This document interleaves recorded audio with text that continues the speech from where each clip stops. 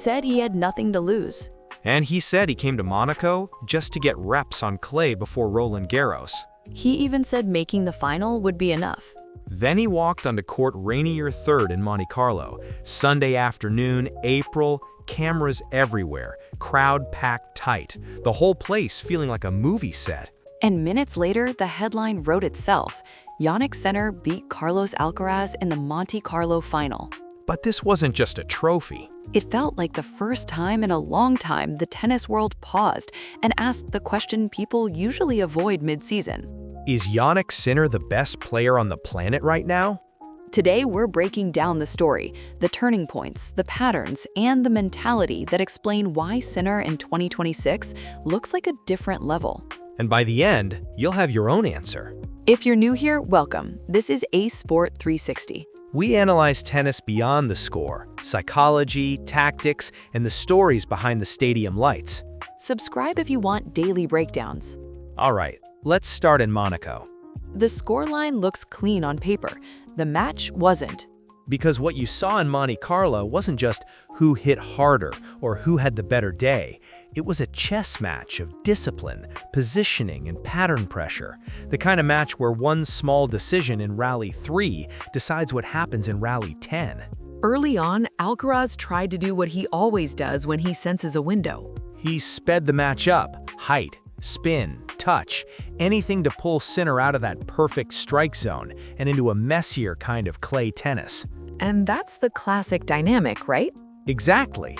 Alcaraz wants chaos. Sinner wants geometry. But here's the key. Sinner didn't react emotionally.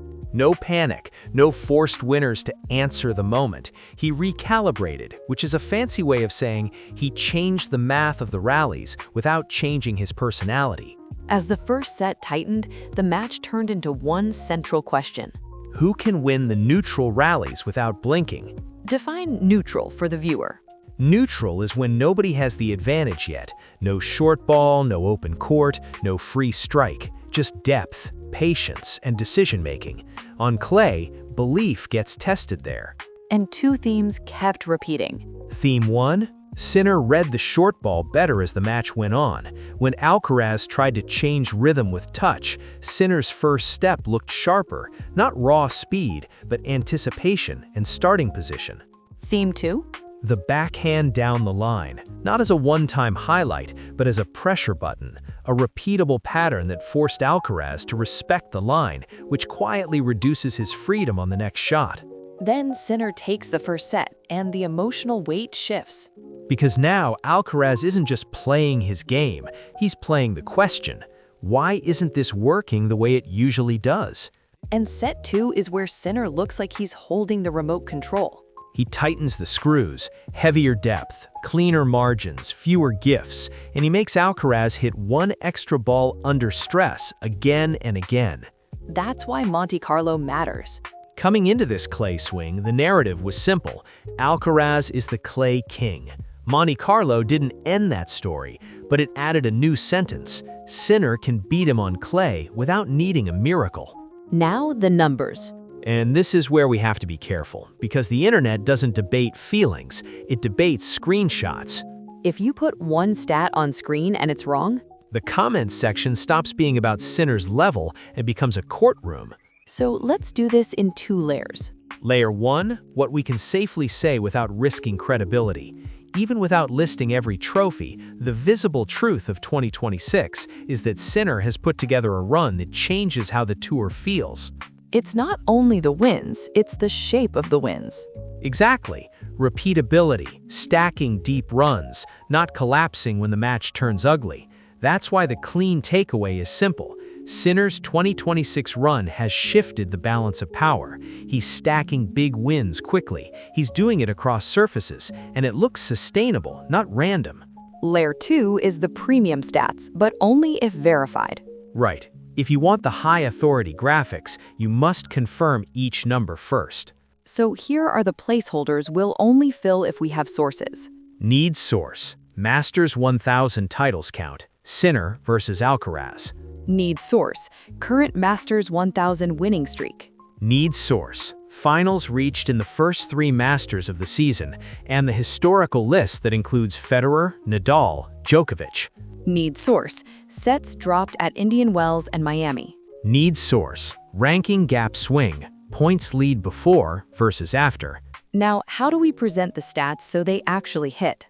Give every number a meaning. A streak isn't just a streak, it's proof of week-to-week problem solving. A titles isn't a collection, it's proof of closing ability. Sets dropped isn't trivia, it's proof of low volatility. And if we show a history list, we don't linger too long. Exactly. List on screen briefly, then cut back to your voice. This is why the tour is reacting differently. Because the goal of the numbers isn't to win a debate, it's to explain why your eyes are telling you one thing and the data is backing it up. Keep them honest, keep them tight, keep them sourced. That's how you protect trust. Let's talk about what's not on the stat sheet. Emotional temperature. Sinner's advantage isn't just technique, it's how quiet his decision-making stays when the match gets loud. Most top players have talent and work ethic.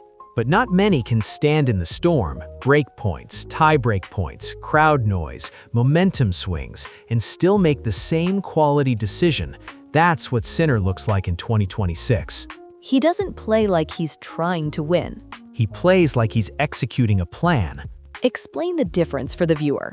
A lot of players carry ambition onto the court like a backpack. Every missed forehand becomes a crisis. Every lost point becomes a story about their season.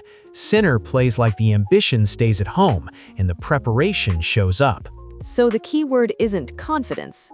It's clarity. Clarity means when the match gets loud, he doesn't chase the point. When the opponent changes tempo, he doesn't panic. When a pattern isn't working, he adjusts one variable without rewriting the entire script.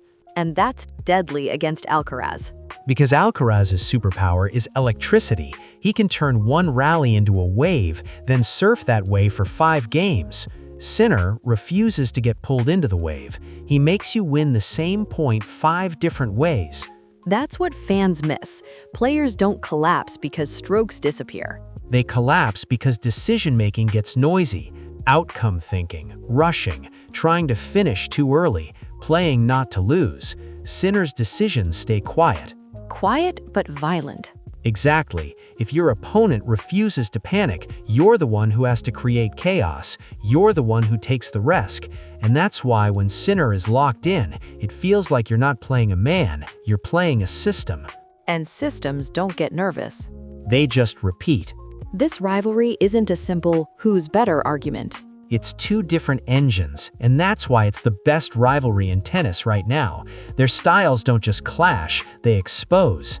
Alcaraz first. What is he? Fire, improvisation, touch, chaos. He can win points that make no tactical sense and then do it again. He changes rhythm like a musician changes tempo.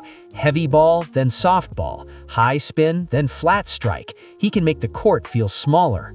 And Sinner? Structure, timing, repeatability. He builds points like an architect. He doesn't need magic shots because his hard shot becomes normal, not once, but over and over. So, simplest summary?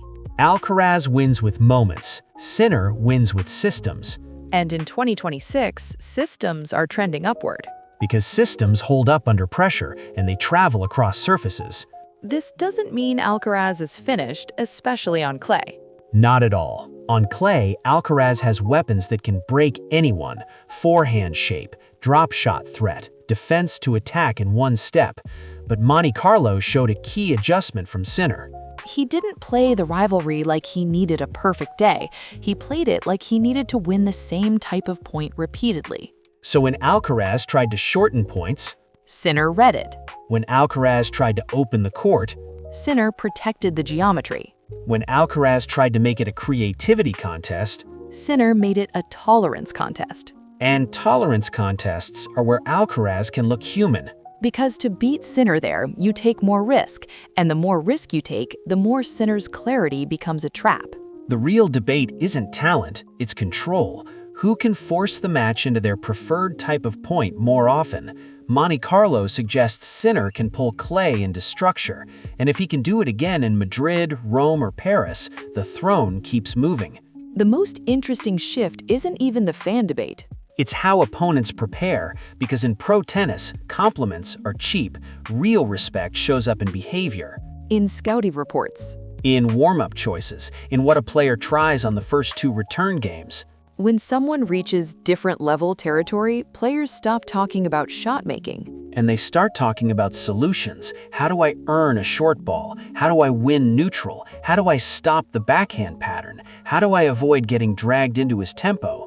That's what Sinner does at his best. He removes your default options. And peers feel it more than fans do, because fans watch highlights. Players feel the ball. They feel how heavy the rally becomes when nothing is free. When Sinner is locked in, the court can feel like it has no easy lane. You go cross, he's there. You go line, he's balanced. You slow it down, he steps in anyway. You speed it up, his timing absorbs it. That's the psychological tax.